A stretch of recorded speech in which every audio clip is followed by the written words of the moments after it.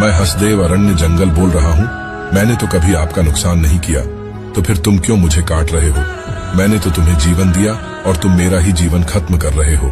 मैं लाखों जीव जंतु और हजारों पक्षी का घर हूँ। कभी सोचा है मेरे बाद इनका क्या होगा?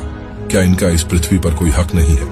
आधुनिकता और विकास के नाम पर इंसान इतना अंधा हो गया है कि वो ये भी भूल गया है कि उसकी सांस भी मेरी ही देन है। मेरे कटने के बाद क्या वो चैन की सांस ले पाएगा?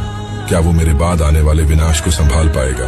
मैं किसी भी सरकार की बुराई या कमियां नहीं गिना रहा हूँ, मैं बात आपकी कर रहा हूँ। ऑस्ट्रेलिया में जब अमेज़न के जंगलों में आग लगी थी तो सबको दर्द हो रहा था, लेकिन मैं कट रहा हूँ, कोई आवाज भी नहीं उठा रहा है। क्या मुझे दर्द नहीं हो रहा है? क्या मेरा कोई अधिकार नहीं है? अगर आप मुझे कटने से रोकना चाहते हैं तो मेरी आवाज बनिए।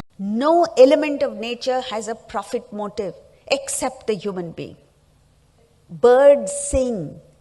No bird in the world sings for a profit motive. It doesn't look forget money, it doesn't even look for an audience. The bird sings whether there is an audience or not. A flower gives fragrance. No flower copyrights its fragrance. The sun gives valuable light and heat. Never does the sun ask for anything in return. The whole universe functions in a spirit of yajna except the human being. Therefore it is that only the human being suffers from stress, from depression, from all kinds of ailments, mental and physical. Because the universe has not been created for selfishness. Wherever there is selfishness, you will be struck down.